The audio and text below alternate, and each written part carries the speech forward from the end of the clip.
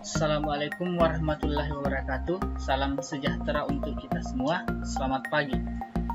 Baik anak-anak sekalian, pada kesempatan ini kita akan melanjutkan pembahasan materi bab pertama kelas 9, yaitu tentang dinamika perwujudan Pancasila sebagai dasar negara dan pandangan hidup. Nah, kali ini kita akan membahas lanjutannya, yaitu bahagian B, nilai-nilai Pancasila sesuai dengan perkembangan zaman. Nah, untuk membahas materi kali ini kita harus tahu apa itu yang dimaksud dengan nilai. Jadi nilai berasal dari kata Latin, yaitu valere, yang berarti kuat, baik, berharga. Jadi kita bisa menyimpulkan bahwa nilai merupakan sesuatu yang baik atau sesuatu yang berharga. Notonegoro membagi nilai menjadi 3 macam, yaitu nilai material, nilai vital, dan nilai kerohanian. Nilai material yaitu segala hal yang berguna bagi manusia untuk kebutuhan jasmaninya. Kemudian nilai vital yaitu segala hal yang berguna bagi manusia untuk mengadakan suatu aktivitas. Kemudian yang ketiga, nilai kerohanian yaitu segala hal yang berguna bagi manusia untuk kebutuhan rohaninya. Jadi di sini dapat kita bedakan, ada untuk kebutuhan rohani, ada nilai untuk kebutuhan jasmaninya, dan ada nilai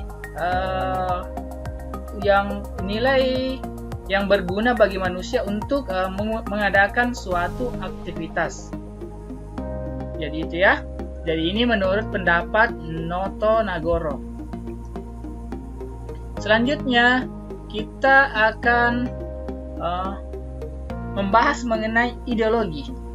Ideologi itu berasal dari bahasa Yunani ya, terdiri dari 2 kata, yaitu idea atau idein, yang artinya gagasan, konsep, cita-cita, atau bisa juga kita artikan idein ini artinya melihat.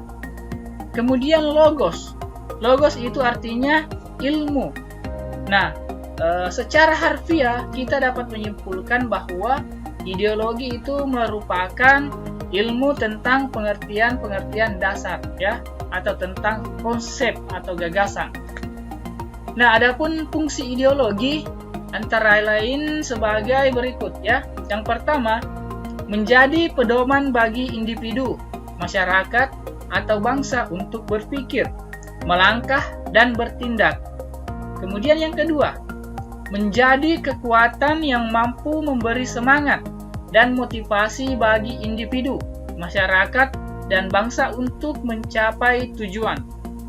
Yang ketiga, menjadi upaya dalam menghadapi berbagai persoalan masyarakat dan bangsa dalam segala aspek kehidupan. Nah, sekarang kan kita sudah menghadapi persoalan yang sangat bisa dikatakan yang berat ya, cobaan, yaitu datangnya wabah COVID-19. Nah, ini adalah masalah yang mau dihadapi oleh bangsa Indonesia sekarang.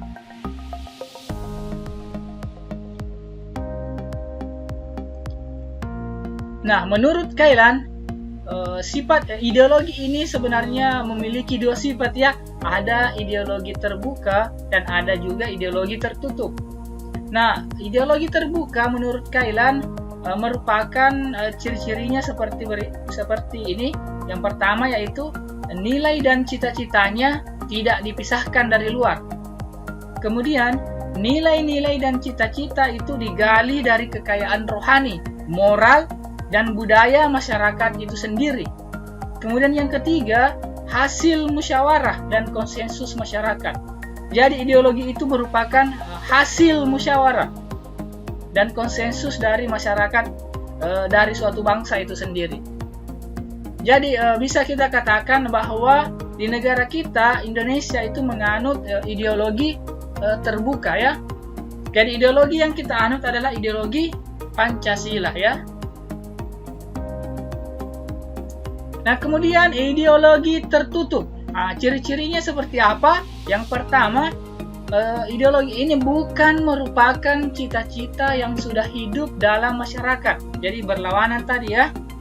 Kemudian yang kedua, merupakan cita-cita satu kelompok orang yang mendasari suatu program untuk merubah dan memperbarui masyarakat.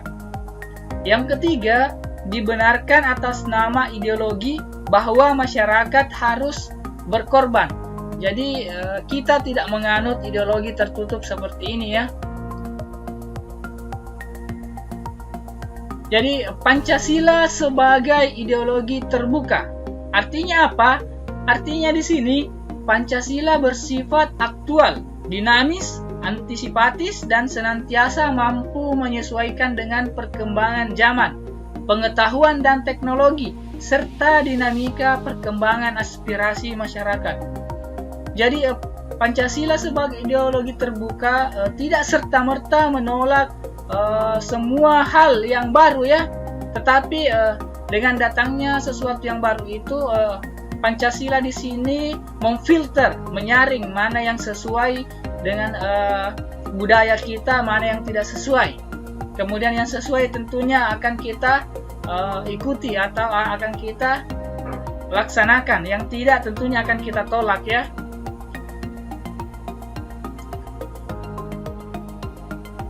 Selanjutnya, nilai-nilai yang terkandung dalam Pancasila sebagai ideologi terbuka ada 3. Ada nilai dasar, ada nilai instrumental, dan ada nilai praktis atau praksis. Jadi, nilai dasar itu ada 5 ya, sesuai dengan sila Pancasila. Jadi, nilai dasar itu ada nilai ketuhanan, nilai kemanusiaan, nilai persatuan, nilai kerakyatan, dan nilai keadilan. Kemudian nilai instrumental itu penjabaran lebih lanjut dari nilai-nilai dasar ideologi Pancasila. Jadi artinya dia berupa peraturan atau undang-undang ya, nilai instrumental. Contohnya saja misalnya undang-undang lalu lintas, undang-undang sistem pendidikan nasional. Nah, itu semua merupakan nilai instrumental. Kemudian nilai praksis, yaitu realisasi nilai-nilai instrumental berdasarkan suatu pengalaman nyata dalam kehidupan bermasyarakat, berbangsa, dan bernegara. Jadi bisa dikatakan nilai praksis ini adalah pengamalannya ya, aktualisasinya dalam kehidupan sehari-hari. Misalnya saja tadi ada undang-undang lalu lintas. Nah, kemudian ketika kita berkendara di jalan raya, tentunya kita akan mengenakan helm misalnya bagi pengemudi kendaraan bermotor. Kemudian menaati lampu lalu lintas. Nah, itu semua adalah bagian dari nilai praktis ya. Jadi sebagai ideologi terbuka, secara struktural Pancasila memiliki 3 dimensi ya. Ada dimensi idealistis, ada dimensi normatif, dan ada dimensi realistis. Dimensi idealistis menekankan bahwa nilai-nilai dasar yang terkandung dalam Pancasila itu bersifat sistematis, rasional, dan menyeluruh. Kemudian nilai normatif ya, atau dimensi normatif mengandung pengertian bahwa nilai-nilai yang terkandung dalam Pancasila itu perlu dijabarkan dalam suatu norma. Jadi berupa norma ya, kalau dimensi normatif. Kemudian dimensi realistis mengandung makna bahwa suatu ideologi harus mampu mencerminkan realitas kehidupan yang berkembang dalam masyarakat. Jadi ini realitanya, kenyataan yang ada dalam masyarakat itu sendiri. Nah, selanjutnya bahagian C ya, ini materi terakhir, perwujudan nilai-nilai Pancasila dalam berbagai bidang kehidupan ya, dapat dilihat dalam beberapa hal.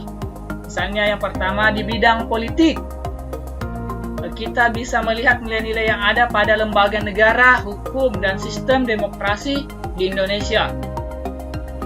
Jadi perwujudan nilai Pancasila dapat dilihat pada perkembangan kebutuhan masyarakat dan negara mengenai lembaga negara. Indonesia kan memiliki lembaga negara seperti MPR, ada DPR, Presiden, ada MA, ada MK, ada Komisi Yudisial, dan ada Badan Pemeriksa Keuangan. Lembaga-lembaga tersebut adalah lembaga tinggi negara. Jadi pada sistem hukum nasional kita bisa lihat ya, Pancasila di sini sebagai sumber dari segala sumber hukum. Semua peraturan atau perundangan-undangan yang berlaku tidak boleh bertentangan dengan nilai-nilai yang ada pada Pancasila tadi ya. Kemudian pada demokrasi kita ya, kita menganut demokrasi Pancasila yang mengutamakan musyawarah mufakat. Musyawarah dapat diartikan sebagai upaya bersama untuk mencari pemecahan suatu masalah. Jadi kita musyawarahkan ya, ketika ada persoalan tentunya kita selesaikan dengan cara kekeluargaan, yaitu dengan musyawarah dulu, mencari jalan terbaiknya ya.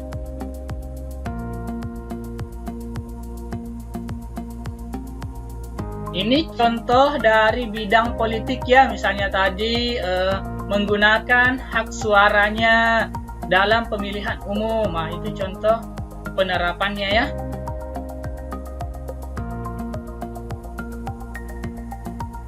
Kemudian berkampanye, beradab, tanpa caci maki dan fitnah, tanpa menjatuhkan lawan politik. Nah, itu contohnya juga ya.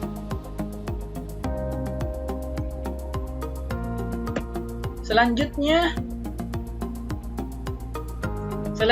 di bidang sosial budaya. Nah, ini dapat kita lihat dari berbagai hal juga ya. Yang pertama misalnya menghargai keragaman budaya Indonesia, pelestarian keragaman budaya, pengembangan nilai sosial dan budaya masyarakat menuju modernisasi yang dijiwai Pancasila.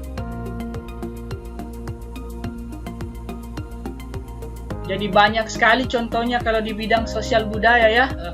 Perwujudan Pancasila misalnya kerja bakti itu merupakan salah satu wujud dari nilai-nilai Pancasila ya di bidang sosial budaya. Misalnya memberikan bantuan kepada korban bencana alam.